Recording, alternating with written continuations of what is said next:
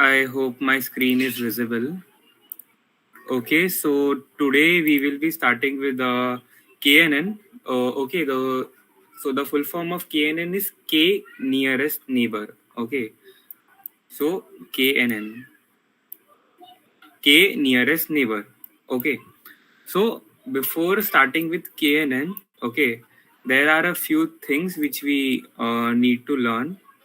Okay, so those things are distances. Okay, so in this algorithm we have distances. Okay, so are you able to see my docs?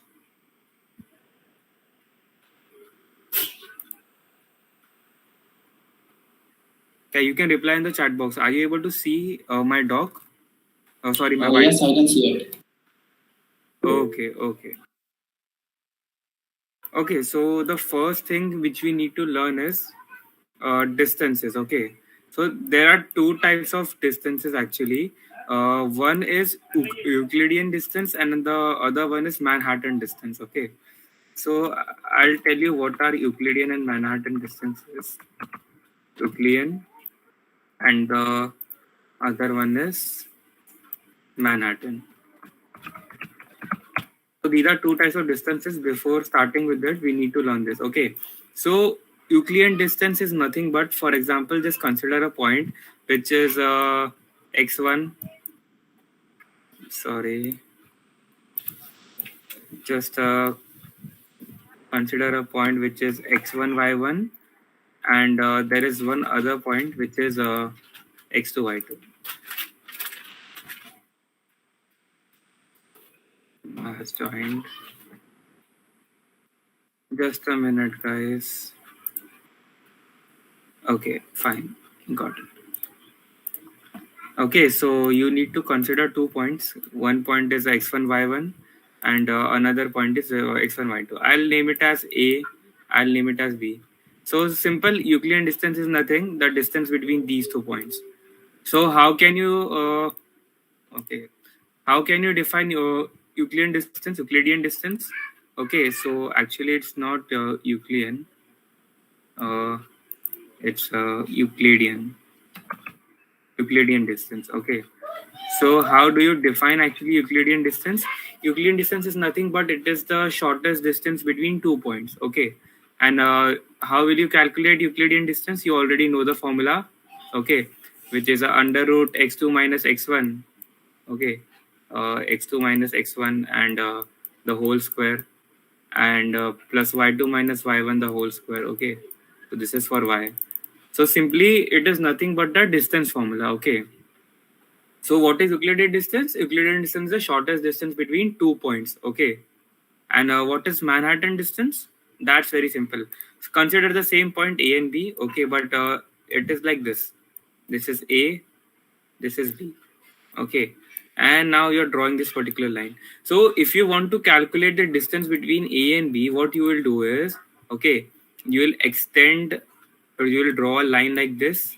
Okay, from A, you will draw like this from B. Okay, this angle should be 90 degree, and first you will calculate this distance and then you will calculate this distance. Okay, for example, this distance is x and this distance is y. Okay, so what will be your Manhattan distance? Manhattan distance will be x plus y. Okay, what this is x plus y, and let us suppose this distance, okay, this distance is r. Okay, let us suppose this distance, okay, this particular distance is r. Okay, so this will be your Euclidean distance and x plus y will be your Manhattan distance. Simple. Okay, for those who have joined joined right now, for them I'll just repeat it once again. Okay, so today we are going to learn about KNN. Okay, the full form of KNN is K nearest neighbor. Okay, so for that we need to learn two things. The first one is Euclidean distance and the second one is Manhattan distance. Okay, so what is Euclidean distance? Very simple. Euclidean distance is the distance between 2 points. Okay, let it be A and let this be B. Okay, so the shortest distance between 2 points is Euclidean distance. How do you calculate it? You know the distance formula. You have x1, y1, and you have x2, y2, two coordinates. What is the distance formula? X2 minus x1 the whole square plus y2 minus y1 the whole square and the whole root. Okay. So this is the formula for Euclidean distance. What about Manhattan distance? What you will do is, for example, this is the point. This is B and this is A. Okay. So what you will do is, first you will draw a line like this from A and like this from B. Okay. I'll erase the extra part.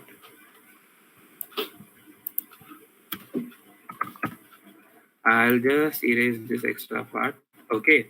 So now you will first calculate this distance. Let us assume that this distance is x. Okay. And this distance is y. Okay. Then what will be your Manhattan distance? It will be x plus y. Simple as that. Okay.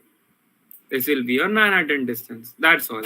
You just need to remember these terminologies and how are you going to calculate these two particular distances. For example, if you're considering r, okay, so what this r will be? This r will be your Euclidean distance. Why? Because Euclidean distance is the shortest distance between 2 points. Okay, so what is the shortest what is the shortest way of going from A to B? It is directly from A to B. Okay, what is the longer way? That is x plus y. Okay, so if you want to remember this as a shortcut, okay, what you can say that Euclidean distance is nothing but displacement. Okay, I guess you guys must have studied Euclidean is a Pythagoras thingy. Yeah, something related to that only, but we call it as Euclidean distance. Okay, so do you guys remember what is displacement and what is distance? Can someone just unmute themselves and tell me the difference? Or you can just type it in the chat box. What is the distance or difference between distance and displacement? Okay, this particular concept will help you remember Euclidean and Manhattan distances. So I think distance is is a scalar and displacement is vector. Displacement has Yeah, you can say that, but the most simplest, or you can say the most simple terminology for distance and displacement is distance. Okay, can be anything. It can be the longest path as well. Okay, the path to reach from one place to another place, and displacement is the shortest path. Okay, so this the same case is in Euclidean and Manhattan distances. Okay, Euclidean is the shortest path. Okay, as you can see, A to B is very short as compared to going from X from A to 0 and then 0. Oh, sorry, A to O and O to B. Okay, that is X plus Y. Okay, you can say that Manhattan distance is actually the distance which is X plus Y, and Euclidean distance is nothing but you are just displacing. You are finding the shortest path to reach a particular location. That's all. So is it understood? Difference between position of points. Great, great, excellent, Ishan. That's great. So do you guys understood this concept? Just type yes in the chat box if it is understood. Perfect. Yes, understood. Great. Okay. So now I guess you are quite familiar with this concept, and I guess we can start with KNN. Okay. So let me tell you what is KNN actually. Okay. KNN stands for K nearest neighbors. Okay. For example, do you guys remember those word problems? Okay, where we didn't know a particular variable, so you need to assume that, for example, let us assume that the value of this variable is x. We are taking x points. So similarly, in this case, we have k points. Okay, we are considering k points, k number of points. Okay, so k is just the number of points which we are considering in this particular algorithm. Okay, so I'll just write it here: number of points, that is k. Okay, so KNN algorithm is something which can be applied for regression as well, and it can be applied for classification as well. I hope you guys know what is regression and what is classification. Those who don't, so I'll just give a short summary. So classification is something where you have dependent and variables, and there are certain okay, you can say dependent variable is categories. A simple example, there are 40, I'm going to divide them in two categories: those who are obese and those who are not obese. Okay, so this particular problem is a classification problem, right? What Because what we are doing is we are classifying them into. Okay, so now moving on to regression. Okay, so in regression, what we do is it's simple, like y equals mx plus c. It's a relation which is given to us, and we need to find out the values of y. Okay, so in this case, there are fixed values of y. Okay, you can say that you have fixed values of y, and you have a independent variable which is x, and on that basis you have to predict the values of y. So that is normally regression. Okay, so it was just a quick revision. I hope you guys understood. So any doubts, or do you want me to explain it again? Come on, guys, do you want me to explain it again?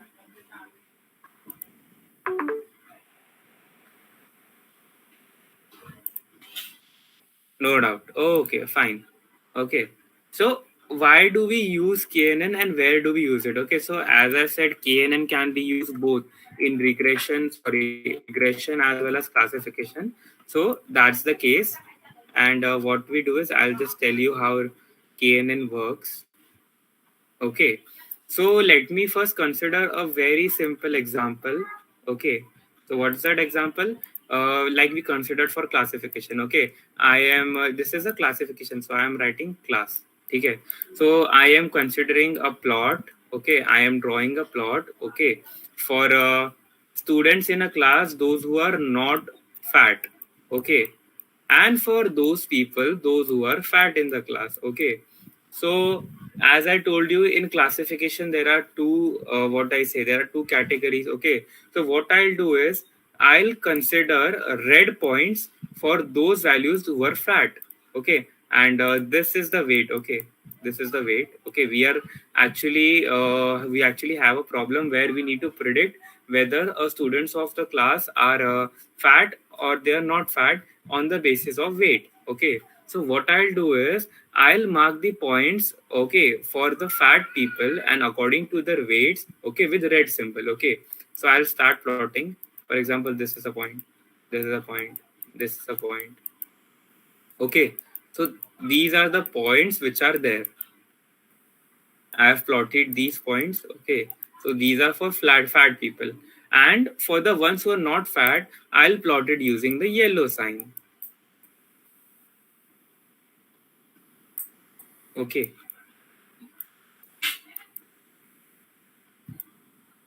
is it understood what I have done till now? Understood? Yes, great. Okay, so what I'll do is, now my first step in KNN algorithm is selecting the value of k.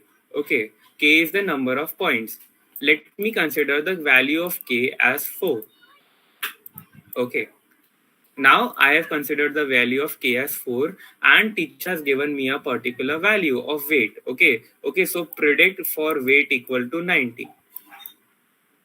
Okay, so what I am considering is, for example, this is my that particular value, the weight 90, and for it I have to predict whether it is for example, let us consider that a random value. Okay, 90. Okay, let's just consider that there was no point here previously. Okay, I'm considering a value and teacher has given me the value 90. Okay, so my 90 point is here. Okay, so what is the first step of KNN is, you find out the nearest point. Okay, as the name suggests, K nearest neighbor. Okay, the name itself suggests K nearest neighbor. What do you mean by nearest neighbor? The nearest points. Okay, so since the value of K is 4, you have to select 4 nearest points. So let me consider the 4 nearest points are this, this, this, and this. Okay, the 4 nearest points of this particular value which I have to predict are these 4 points. Is it understood till now? Yes, great. Okay, so now what I have to do is, I have to check, like, what is the count as in, okay, so the points which are surrounding my particular value, okay, so they belong to which category? Okay, so as you can see, for the fat, okay, there are 3 points. Okay, and for the weight, for the ones who are not fat, for them there is only one particular point. Is it understood? For the fat, there are 3 points. Why there are 3 points? Because these are marked with red, and the red ones are fat people, right? Yes, understood. Great. Okay. So now what you have to do is, and how will you predict whether for this particular value 90, either the person is fat or that person is non-fat. You have to check, okay, the maximum number of count. Okay. So in this particular case, the maximum count is 3, which is fat. So from this, you can say that for a particular value 90, that person is fat. Okay, what you need to do, I'll just repeat. First, determine the value of k. For example, the value of k is 4. Okay, what is the next step? Find out the neighbors. Okay, depending on the value of k. If the value of k is 4, you have to find out 4 neighbors, which is 1, 2, 3, and 4. Okay, once this is done, what you have to do is you need to check, okay, which has the maximum count. What do you mean by maximum count? Maximum count means what is the maximum number of data points, okay, which belong to one category. For example, this particular thing, okay, this belongs to one category, right, which is fat, which are the red data points, and the rest, which is one, which is left, it belongs to non-fat category, right? So now what you need to consider is, you need to consider the highest value, which is 3. Okay, that means it is surrounded by 3 fat values. Okay, 3 values which belong to fat category. Okay, since it is surrounded by data points which belongs to fat category, then we can say that yes, this also belongs to fat, and this is a red data point. Okay, so this is how you predict values in k nearest neighbor. Is it understood, or do you have any doubts? It's a very simple algorithm.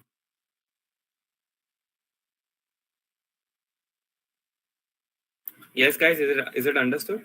Akash says yes. What about Tamanna, Deepali, Akash, Yash, Rupam, Taber, Dylan? Do we get to choose the distance? No, you have to consider the first 5. You have to consider the minimum distances. Okay. So, do you remember? I just explained you the concept of Euclidean distance and Manhattan distance, right?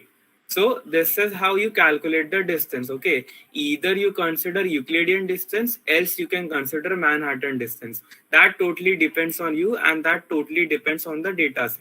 Like Manhattan or Euclidean, it depends on you. It depends on you. Okay.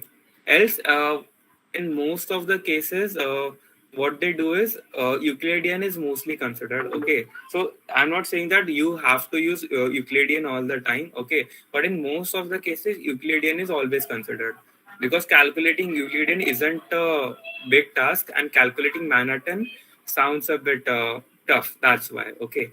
So if it can be either Euclidean distance or else it can be Manhattan distance. Accordingly, choose your points, and the one who has the highest count or the highest number of data points which belong to one category goes to that. Simple as that. Great. Understood. Great. Okay. So this was for classification where you have 2 classes. Okay. So now you have to consider a case where you don't have any subcategories or subclasses. So what is that case? That's regression. Okay. That's regression. So what is the methodology for regression? Okay. I'll consider a problem where I have been given an equation of y equals mx plus c. Okay. So how do I calculate y? Y, what is y? Y is my independent variable. Sorry, y is my dependent variable. I'm really sorry. Y is my dependent variable.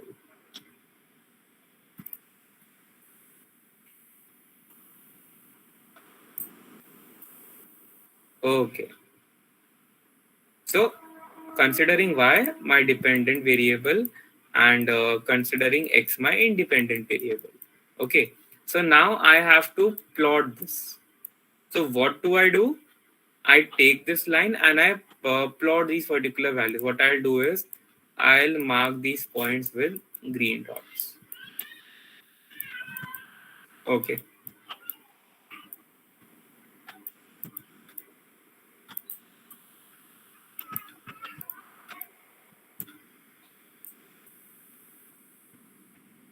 That's it. Okay. So now let me consider I have been given a particular point over here. Okay. For example, this is my particular point. I'll change the pen value, pen color. Okay, so this is my point. Now what I have to do is I have to predict the value of y for this value of x.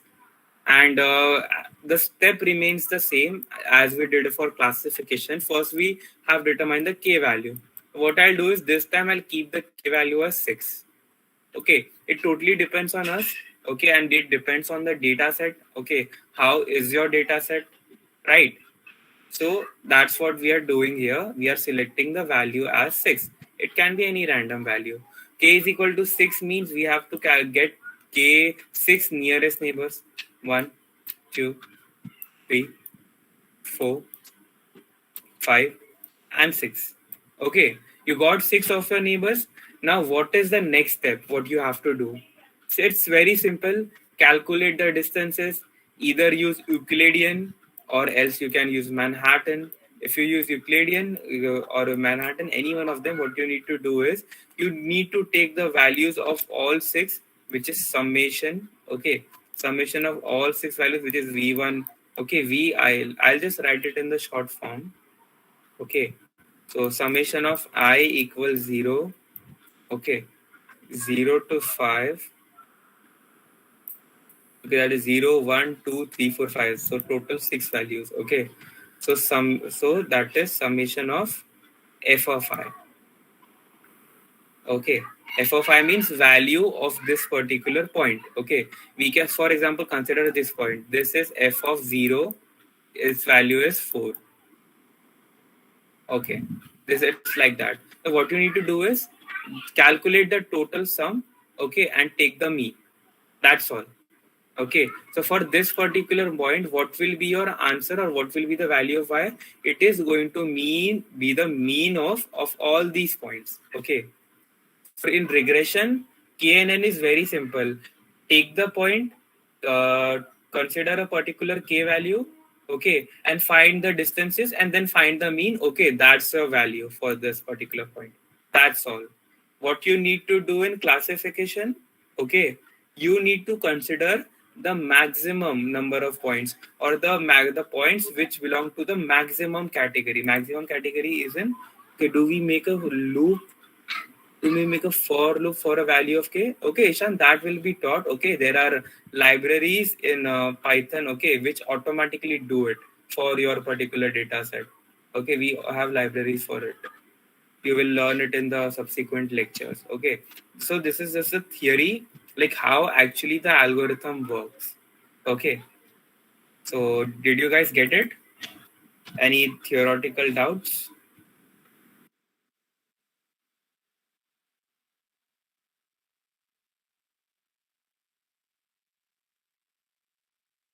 Any doubts, guys?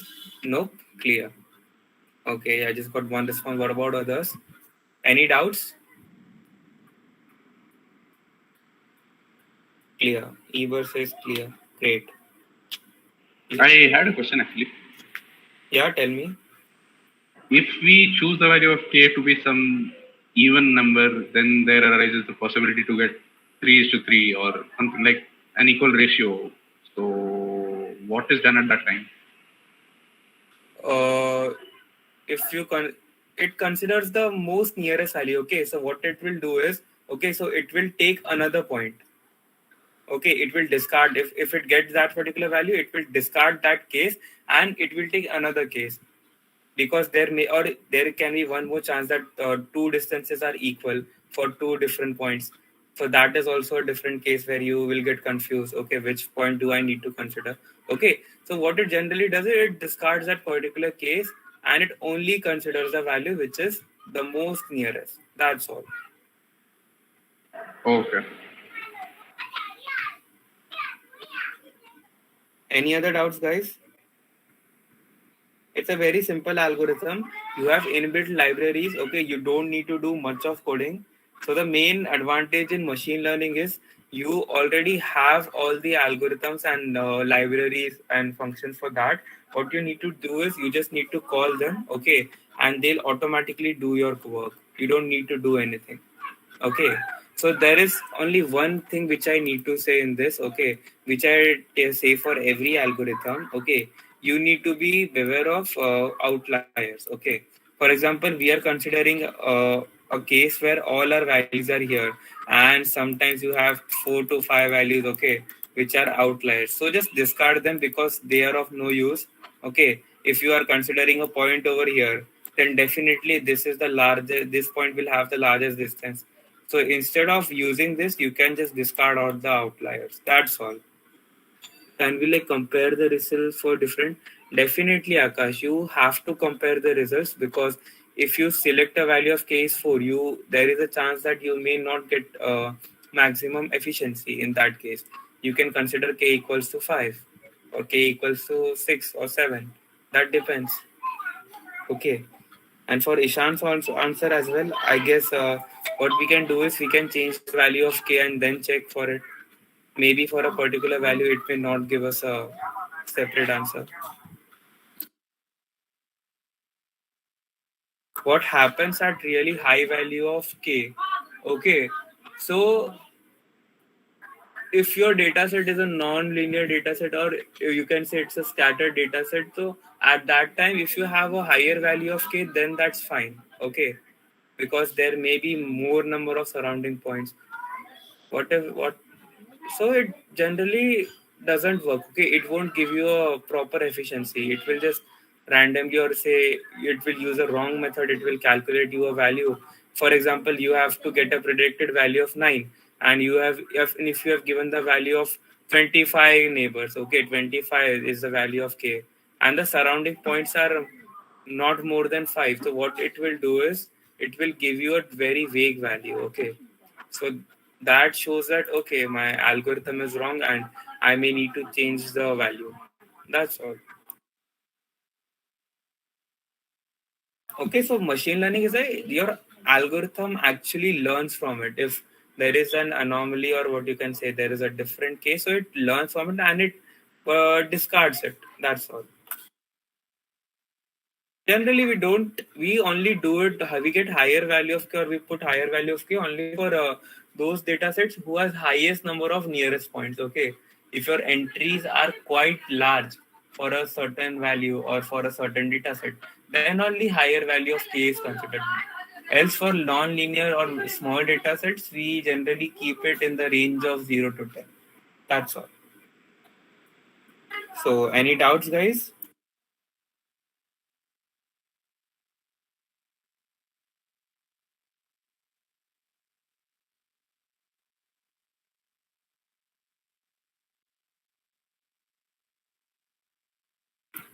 Okay then. Okay, that's great. So this was all from my side. Okay. So now I guess Smith will continue. Smith, are you ready? Yes, Tushar. Great then. Great then. Go ahead. I'll stop presenting my screen. Okay.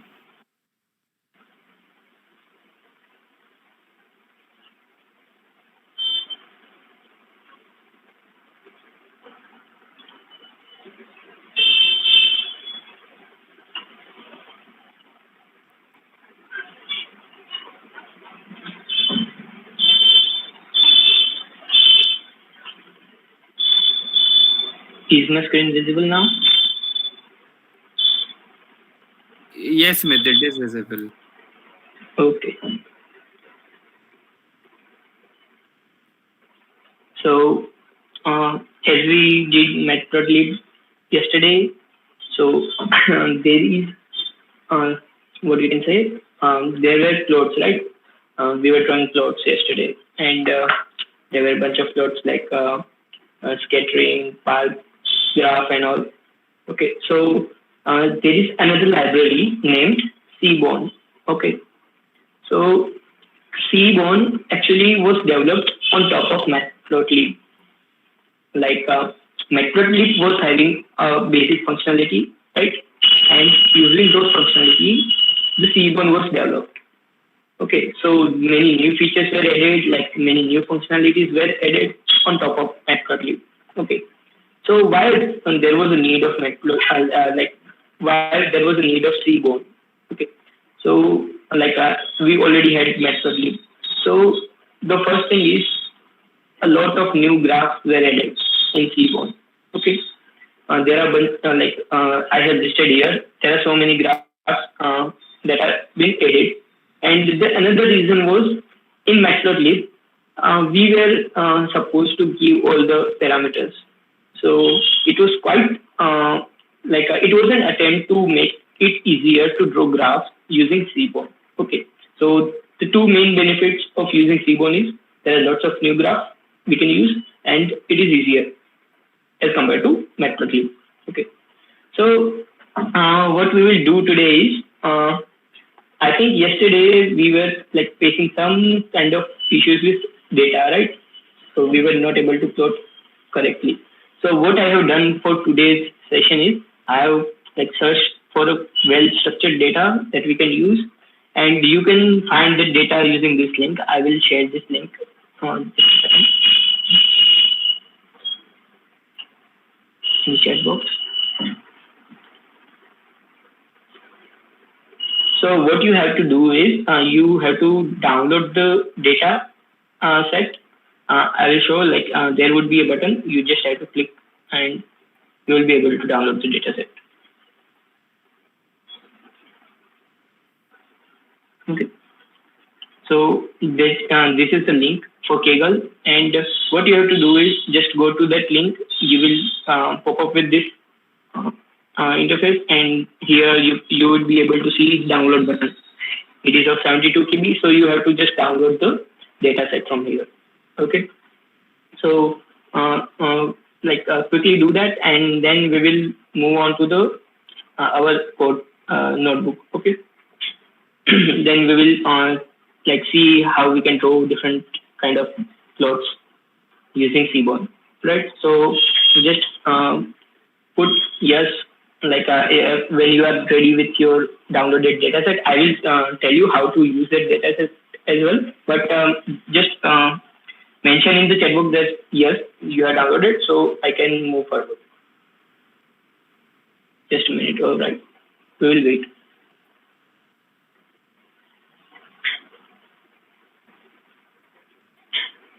It is a student performance database, and it is quite easy and quite helpful for starting.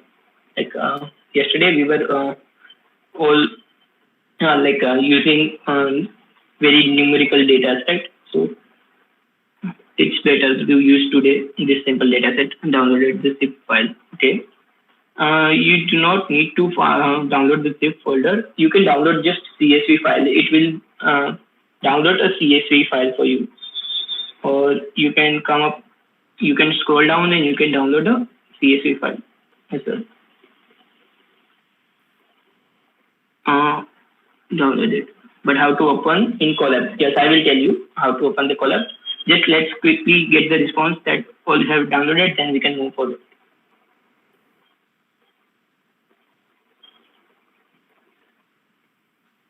Okay, if you are facing anything like logging in, and if you are not able to do, I think almost all of you have downloaded, right?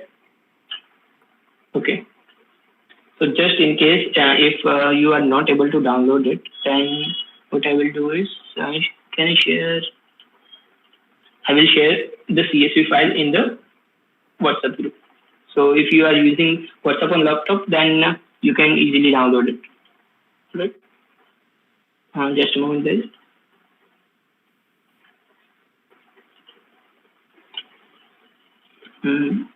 Okay.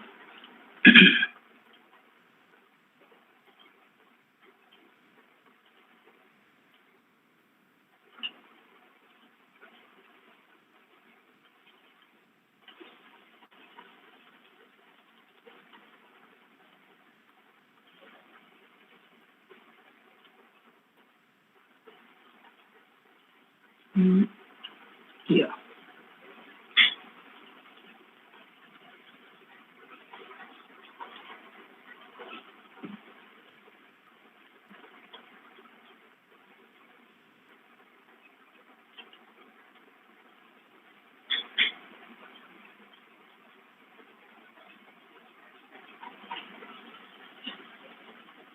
Just a moment, guys.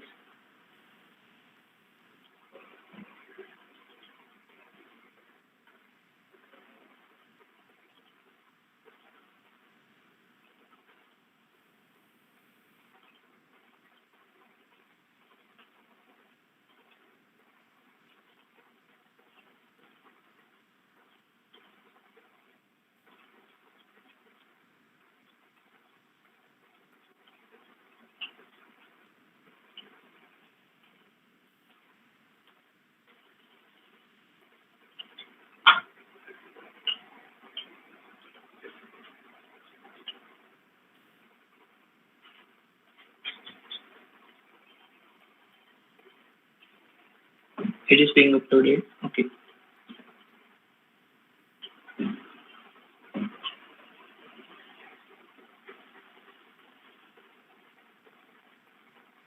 So you can download, like use that file from WhatsApp, open it on laptop, and you can do now come on, like get ready your Colab notebook. So I'm using a new notebook today to start with a fresh notebook.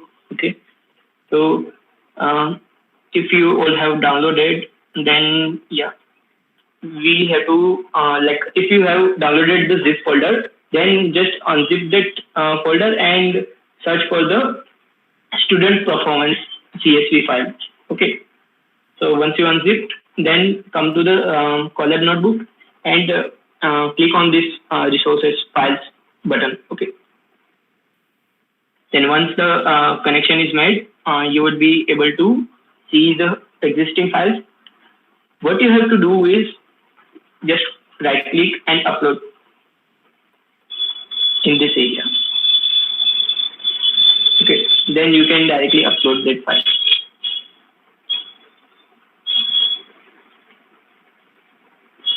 Yeah, here it is. Okay. So once you have uploaded the file in this area, in the file section, just done, type done in the chat box so I can understand.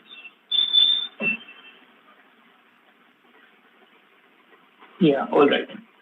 So let's move forward. And now what we have to do is, first of all, I'm starting with new notebook. So I will first import the libraries which I will be using. So today we will be using Seaborn, right? So I will import Seaborn as SNS. So this is just a convention like most of people use. You can name it anything you want. And then, as I mentioned that this library was built on top of matplotlib, right? So we will also need matplotlib.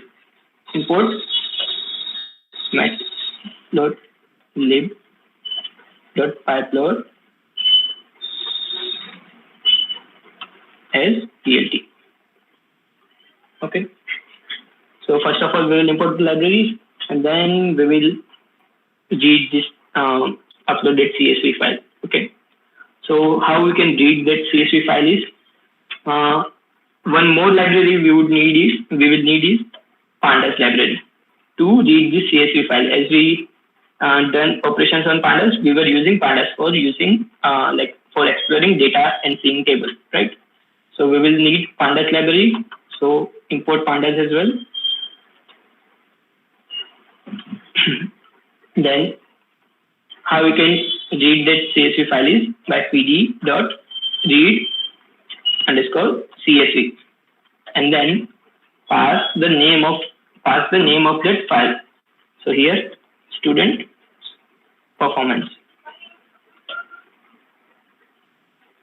.csv. Okay. So you will see the CSV file. And what we have to do is we have to store this file so in a variable, so we can refer it again and again. Okay, I will use df equals to pd.read.csv and then name of the file. Okay, so now we can use df to refer this. So we will quickly see what is there in the df, what is there in the file. Okay, so as we can see here, there are like 1,000 rows. Okay, 1,000 rows of information of students, and there are 8 columns. So there is gender, race, parents' level of education, lunch, and test scores, and scores in math, reading, and writing. Right. So now we will move on with the graphs. Okay. So now we are ready to draw the graphs. Okay. So the first graph we would make is the simple one. I think we have seen this in Matplotlib as well. So we will plot a scatter graph. Okay. Just a moment. Yeah. So here we will plot a scatter graph. Yeah. So it is simple, like as compared to Matplotlib as well. So we have to use the same convention, like write the name of acronym of the library which we are using, and dot name of the plot. Here we will use scatter plot, and give value of x and y, so we can understand on which axis to draw which what. Okay, we can use now this data frames columns to plot. Okay, for this plot we can use now data frames columns. So we will use data frames math score, and on y-axis we will use data frames writing score or reading score, anything you can use. Let's say reading score.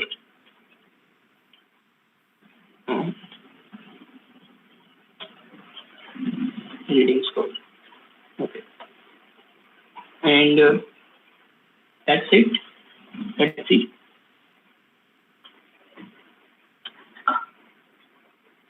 Now, as we have seen that this kind of graph we have already seen in Matplotlib as well, right?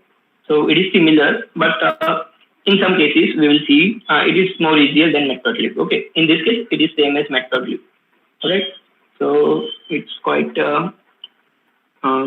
We can also like resize the figure of this graph using Matplotlib as well. Okay, so we will use that Matplotlib. Like we will use PLT to refer that, and then we can change the size of this figure by using figure.fig size equals, we can give the ratio in round braces 9/6. Let's see. So this is same as like we have already seen this in yesterday's session, right? And then we will plot this same graph again.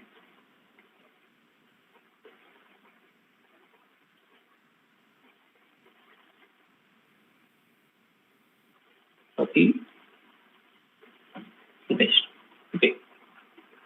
So this the size, like changing the size of the figure, is being done by Matplotlib library, right?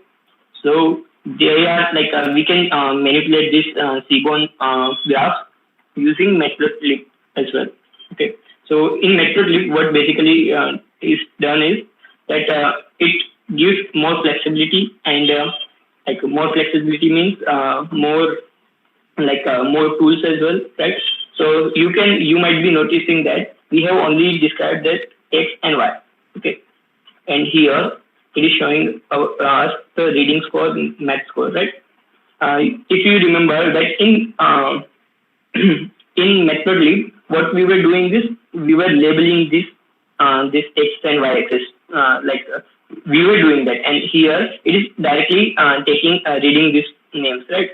So we are not telling to mention this explicitly. It shows directly. It makes our task easier, right? So in Matplotlib, what we do, we need to mention this explicitly, that label this x-axis as math score and y-axis as reading score. Okay.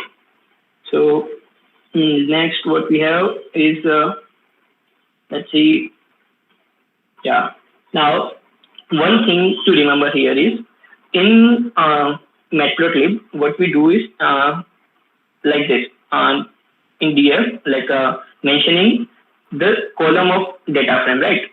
So what we are doing is this whole what I have selected is representing a column of a data frame which we are using the DF math score column. Okay, so we can this Seaborn gives another way for us to deal with it, right? There is another way of referring these columns as well. So let's see what is that. CNS dot scatter plot, and instead of writing this this DF and then square braces and all, what we can do is we can directly give x equals name of the column, like math score, okay, and y equals reading score. So we are mentioning the name, but how do the computer know or the program know that from where to read the data, right? From where to take these values. So we can mention explicitly here that data equals DF. So what it will do is it will refer all data, like it will refer DF to search for the data to plot, okay?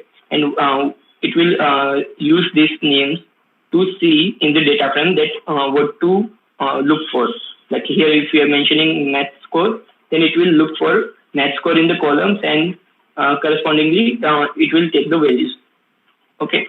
So in Matplotlib, we cannot do explicitly define this. So each time we have to write DF and that square brackets. So here this is flexibility in Seaborn. Okay. So it will do the same task for us. Yeah, so you can see shows the same thing. Now another one more flexibility, one more what you can say ease of task here is I will use the same graph. Okay. We can also mention a new variable named, let's name it hue. Okay.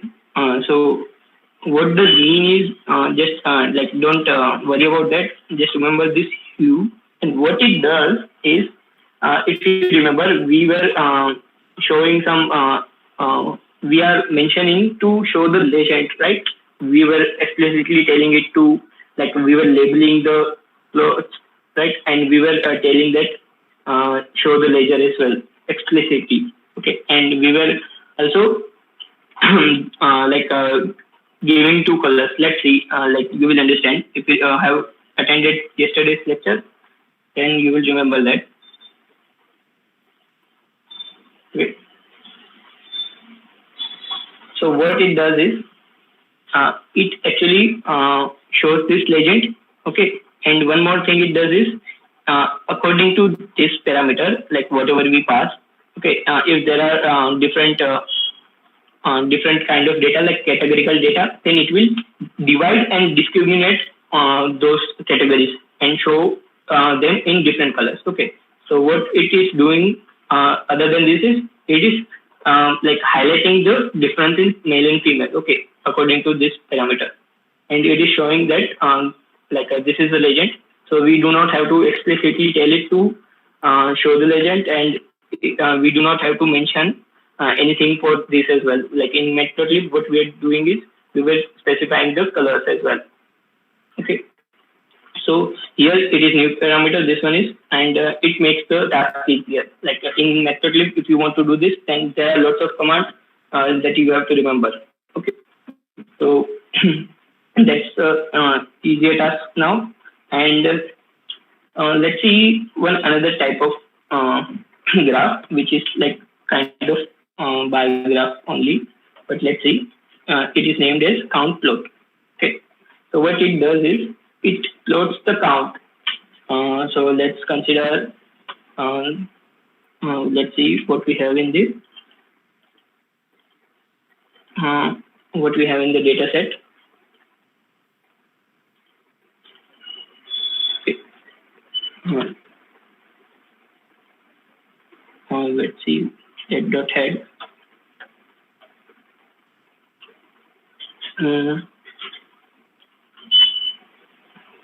Okay, so we can use this race and ethnicity. Okay, so what this count plot does is it shows the count of different like repeated how many times some value is repeated. Okay, so like if you know the function, like what it does, as I mentioned, it counts the frequency.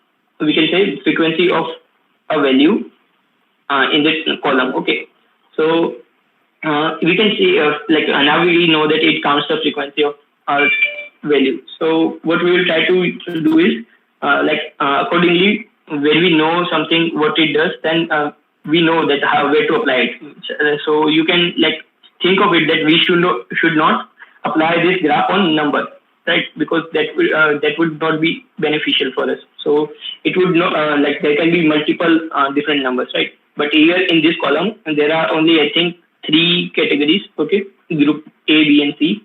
So we can use this plot on this column. Okay, then we can use this for this complete and none. We can use this for standard as well. So we can use it here, but we should not use it on numbers. So like it is something based on our like observation that where to use if you know what it does, right? So let's see like how many occurrence of or frequency of these groups. Okay, so let x equals race slash ethnicity. Then another parameter we have is data. So where to look for this, like where to look for data for this x-axis. Okay, so data equals df. So as compared to matplotlib, we have less parameters for C1, but have more functionality. Okay, so as you can see here, like there were 5 groups. Okay, so it shows the count of group B, group C in the whole data. Okay, so this is how we can do like what in matplotlib occurs is like it only shows the shows the all the bars in the same color. Okay, it shows all bars in the same color, but here it is automatically taking different colors and also like showing the label as well for us count and race and ethnicity, and also this group 1, group 2 and all. Okay, so we do not have to explicitly tell it. Okay, so that's a plus point of Seaborn over matplotlib. Okay, so let's move on. We have a lot of different type of graph. So let's see another type of graph. This time it is called distribution graph. Okay, CNS dot. We have a name convention like dist plot. Okay, and similarly we will pass x value like for x-axis. Let's pass df. Okay, or you can say max score directly score and then tell data. Okay, data equals df. Okay, so we have to do this much only. Okay, it will show the distribution of this thing. Just a moment. What is called data? Unexpected key argument data. Okay, it does not support data this time. Okay, so there may be difference in some kind of plots. Like for as we can see, this distribution plot does not consider data. So in that case, we can use df. Okay. So it basically shows the distribution. Okay, so we can see that what was the math score, right? So math score was from 0 to 100, right? It cannot exceed this. And what is the shows is density. So distribution, like this is the density. Like most of the people, like in this pic, like most of the people have marks around 60 to 65 to 70 around. Okay, so around 65 to 70. So we can like see the distribution here. This is the density in y-axis. So the highest peak means more number of students have marks at this point. Like it can be around 65 to 70. Okay, so we can see the distribution here. Then other thing, what we should do is, as you can see here, there are two things. Let's change the size of figure. Okay, plot figure, fixed size. Okay, and that's it. Or you can use a fixed size. What happened? Figure size.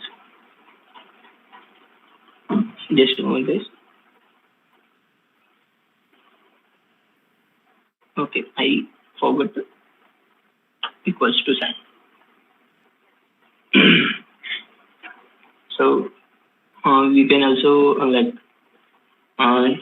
increase the distribution as well, like in the ratio, so we can understand how actually the this data is distributed. Okay.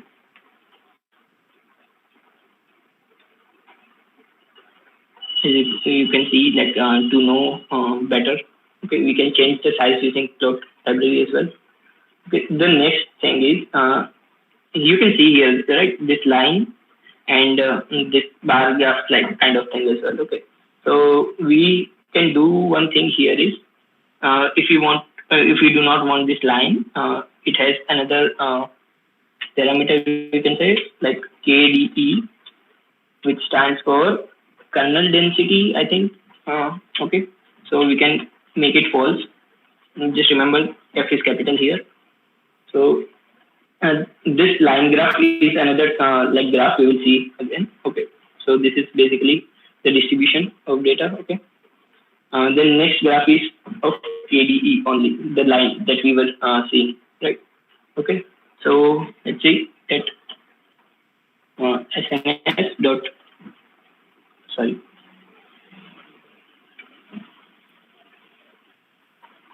All right, SNS dot KDE plot. Okay, so you don't have to like remember all these keywords. You can make a list once and use it as a cheat sheet. Okay, so don't have to remember all the nomenclature, but it's good if you can remember. Okay, so here we will see we will again see this max score only. Okay.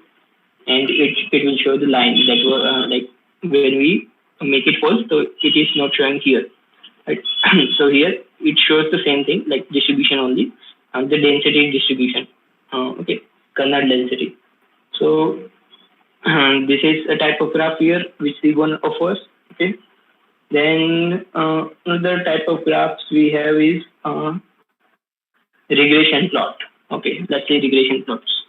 I think you might not be able to see my screen, different screen. Okay, so we have this bunch of different type of graphs here. Okay, so we have sync, scatter, count, distribution, KD. Okay, regression plot. We will see this heat map, which is very interesting and little different. Okay, we will see that at last. Okay. Next we have regression graph. So like just we would name it as, we are not naming it, but the name for using regression graph is REG plot. Okay, the short form. X equals TF math score. Then we can use like comma and enter as well to make to look it better, so we can easily read it. Okay, DF. Then what we can do, okay, reading score. Then yeah, here there are two kind of arguments, or we can say like keywords, which we can use to color this. But let's see first what happens with this much. Okay. So here what we are doing is we are just naming in the plot, okay, which are already predefined, like how to plot, and we are just giving x and y axis, okay. So everything else is the seaborn is handling everything in the background, right?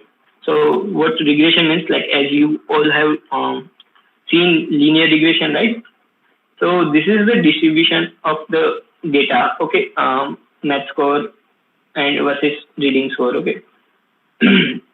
And what this line, if you can see this line, okay, I think it's hard to see, okay, but here you can see there is a line between these points, okay, which is representing the regression of this plot or this distribution, okay. As we have already seen, right, when we find a line for these points, okay, in for the linear regression. So here this is being done by Seaborn, okay. It shows us the line of for this distribution, okay. So as I was telling, there are few other parameters which we can use, okay. So we can use the scatter one, okay, scatter and KWS. So keywords, you can say scatter keywords, okay. So what it does is it gives an extra capability to us, so we can change some things according to our requirement, okay. We can change the color, right? We are not able to see it properly, okay. So we can color it, let's say red, okay.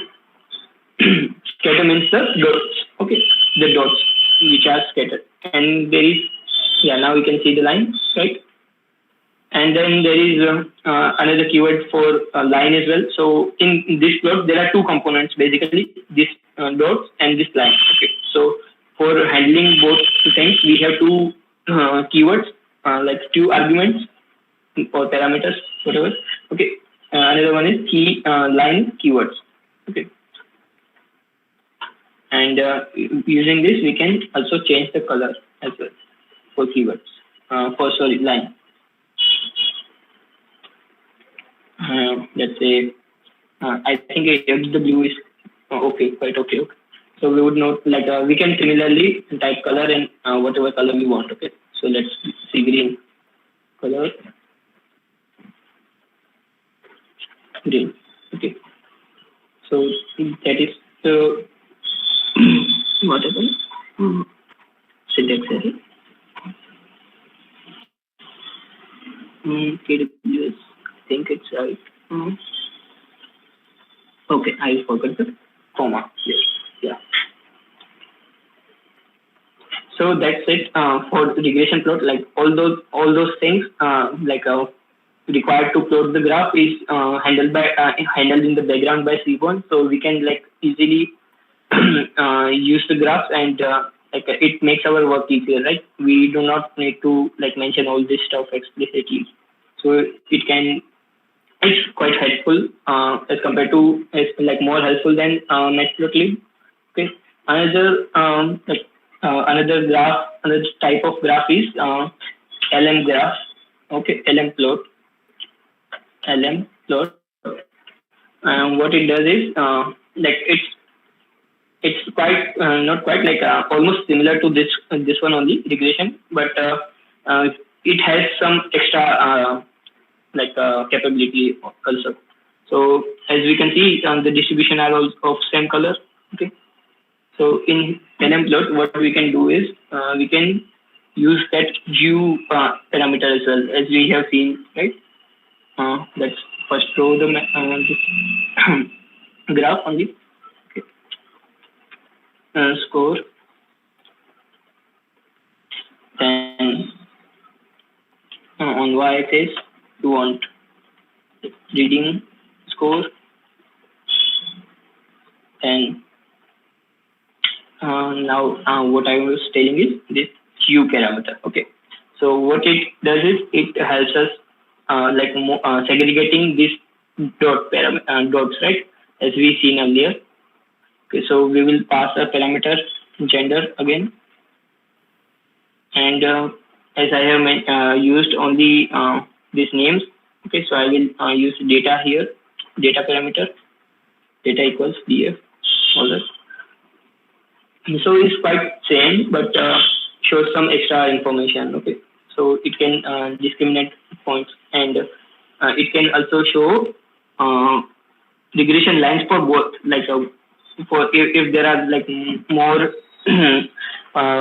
categories in this gender than or any other parameter, then we can see regression line for all those data as well. Okay, here you can see on this orange line as well. I think it is visible. Okay, here. So there are two lines for both the categories. Okay, so that's only the difference. And another there are as we have DF, right? See, and there can be instances when we want multiple graph, right? So instead of what we can say, instead of plotting all of them individually, what we can do is pair. This one especially useful when, let's consider a hypothetical situation. Okay, we have this these three scores right here, and one thing to remember is this pair plot is used for numerical values. Okay, and we want to just consider we want to find this relationship between all these three. Okay, what we are doing in graph is basically finding the relationship. Okay, reading score and math score. Okay, if someone has a math score, then what is his or her corresponding reading score? So we can consider that whoever has less score in math, none of them have more score in reading, right? Or it is what we can say proportional, linearly proportional. Okay, so similarly, if you want multiple relationships, okay, in lot of here in this case we have three. If you want relationship in all these three, then we will have, I think, 6 relations. Okay, so if you want that many relationships, then we can use pair graph. What it will do is it will plot graph in pairs. However, if we if we give it 3 columns, okay, then it will show the graph in pairs, in this two, in this two, in this one, in this two. Okay, so let's see how it shows the graph. Okay, the name for it is pair plot. Then what we have to give it is a list of columns. Okay, so it will automatically show all the pairs that can be possible. Okay, so here we will use a list. Okay, because we are passing multiple columns. Okay, so if you can see, we use this df, and inside that we use column name, right, for single. This one, this much is this much is for single column. Okay, but if you want multiple columns, then inside this square bracket we use another square bracket, and what this inside the inner square bracket does is it acts as a list. If you remember, we use square bracket for list. Okay, so now we can type multiple column names here. So math score, then it is basically we are making a list of names. Then reading score, then another one was writing score.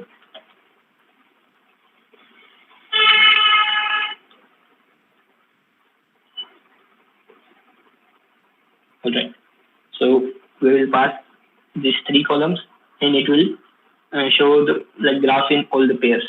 Okay, so here you can see, you can see here math, reading, and writing. Okay, here writing, reading, and math. Okay, so math and math for similar reading, and writing, it is showing distribution graph. Okay, because there is no point of drawing a relationship because it would be same graph. Okay, same points, so there is no point of relationship, so that's why it is showing us the same distribution. Okay, and here there is a relationship, right? in this case math score.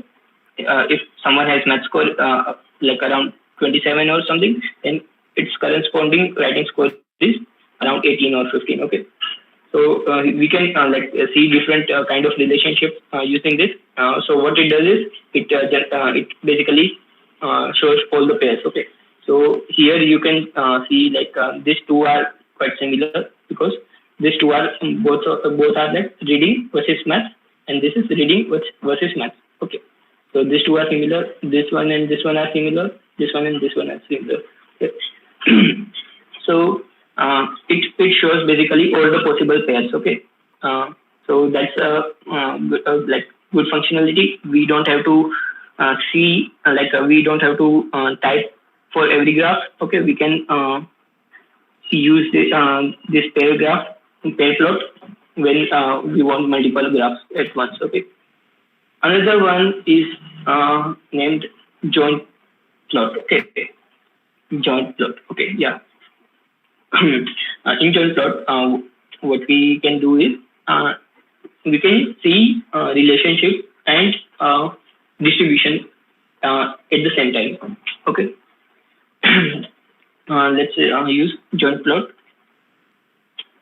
and pass name of let's see in some except one or two graphs. I think all the graphs are all the graphs in Seaborn can take data. Okay, so what we are doing here is every time writing x equals something a row and then y equals some row. Okay, but when we have less parameters now, then we can also use direct parameters as well. So it can understand that, and this one is should be used for x axis and second one should be used for y axis. But when there are multiple parameters, then we need to specify x and y explicitly because it gets confused sometimes. Okay, when we have so many parameters. Okay, so like when we have u with it, so at that time we have to mention all that stuff. Okay, so here dear.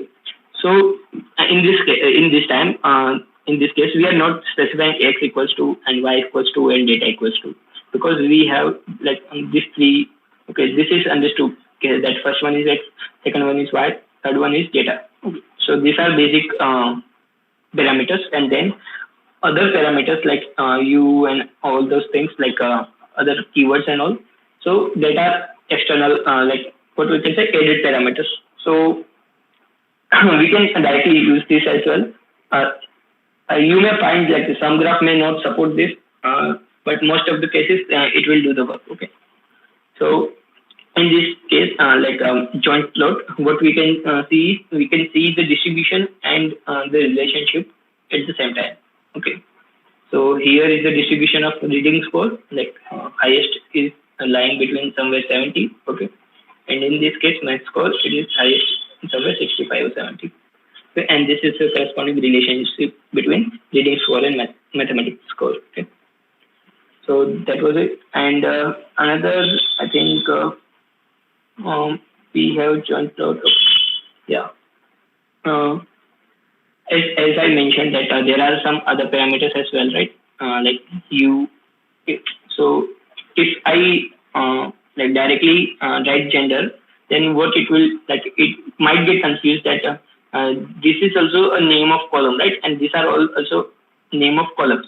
So it might get confusion. So if you write this, then it will give you error. So you can try on your computer. But in this case, we have to mention that this is u parameter. Okay. So what it does is actually I changed in the same, right? No problem. Okay. So it just helps us to discriminate further. It aids on this functionality. Like we can further more categorize them according to these categories which we mentioned here, gender. Okay. If there are three types, then just example, gender 1, gender 2, gender 3, then it will show for all those three. Okay. So that is a added functionality, and then we have a box plot. I think we seen yesterday, right? box plot in Matplotlib as well. So what this box plot does is it gives like 3-4 type of informative graphs like mathematical knowledge. So if you are like seeing it first time, then it might be little like you will not understand like the name is box plot. Okay, then we are specifying the x value. Okay, we are using only one parameter here. I'm sorry. There is mistake in here. Data. Okay. So what we are doing is we are just drawing the graph, drawing the plot for one column. Okay, this data. So what here it represents is if you want to see like these are the outliers. Okay. As Tushar also mentioned that you should be considering outliers. So if you want to see like is there any outliers or where are the outliers? Okay, so you can see that here there are outliers as well. Okay, and this information like conveys mean and all. Okay, the for third quartile or fourth quartile. I'm sorry. So those stuff are like not quite as much useful now for now. Okay, you can learn it further right, when it is useful. Okay, so there are like we can draw the same for multiple columns as well. So let's just use the same one. Copy. Yes. Okay. Here we mentioned one column, but if you want multiple columns, let's say all the data columns. Okay. If you do not consider, if you do not mention anything, then it will draw this thing for all the columns which are numeric, which are having numerical data. Okay. So if we just mention data, then okay, then it will draw all for all the columns which are having numerical data. Okay. So we had 3 columns: math score, reading score, and writing score. So you can see there are outliers as well, and this third quartile or fourth quartile, I don't know. That represents something, but that's not quite useful for now. Okay, so let's move on to the. I think most of the graphs we have done. Heat map. Okay, that is remaining. Scatter plot, plot, displot.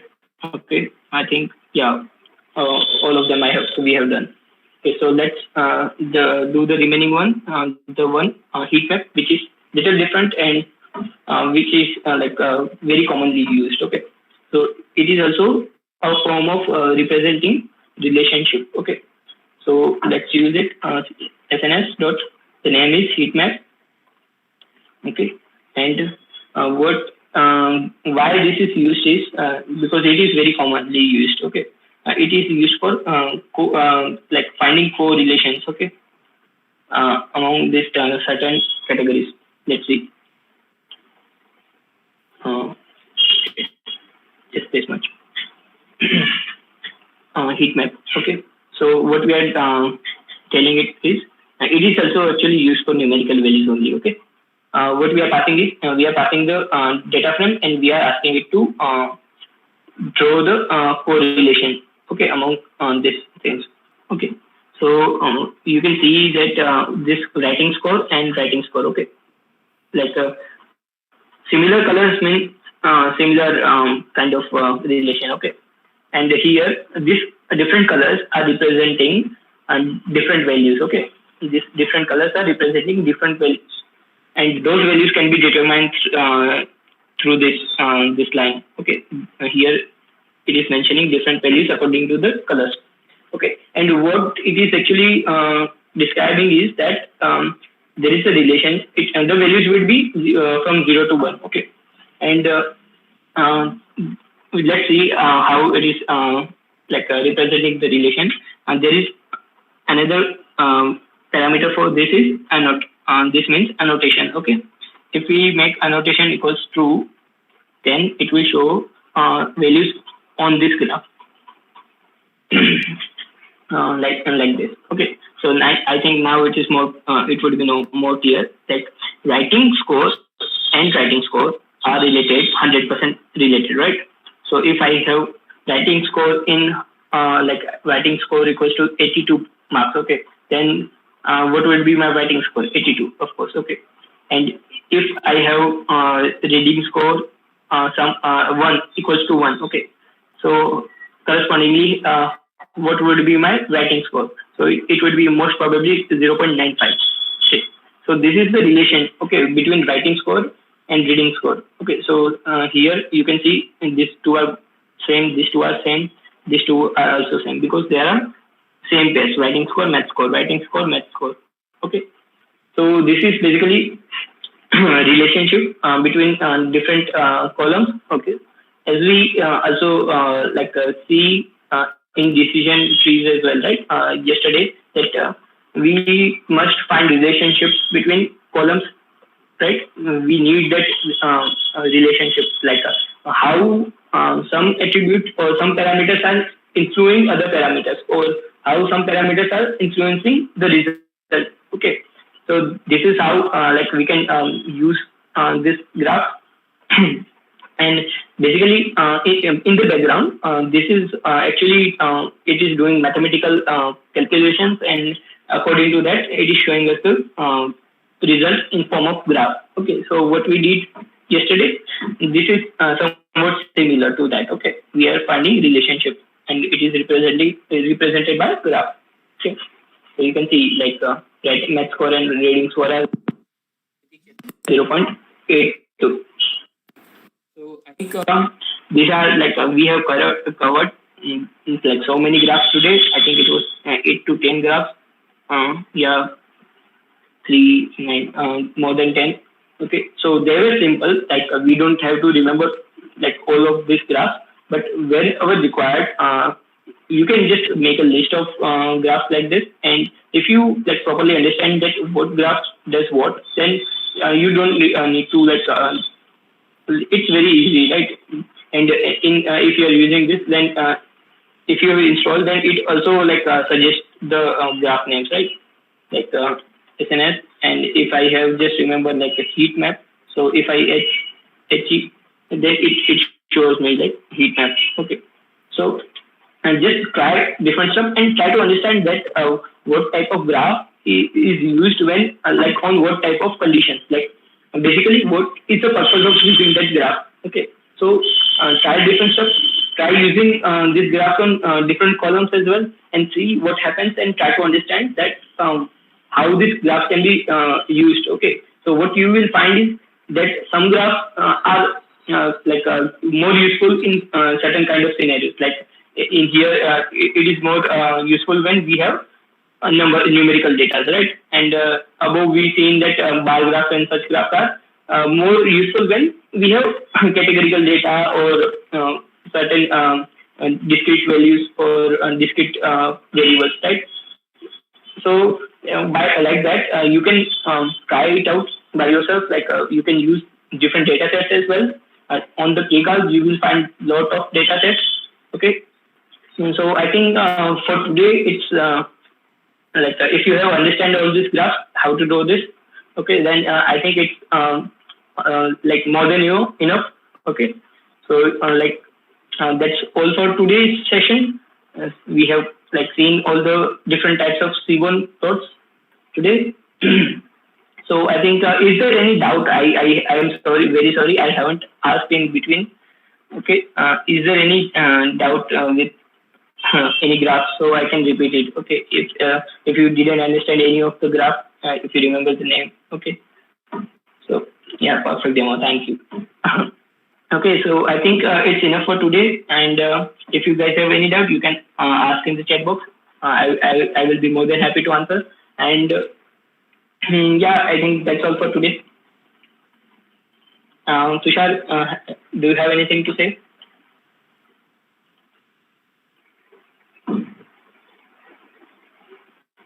I think okay. So yeah, we can end our session today. Thank you everyone for joining, and I hope you have done this practical with like side by side on your computer. So because it's very useful when you practice by yourself. Okay. Yeah. Thanks a lot, everyone. We can end our session for today. I'll stop sharing screen.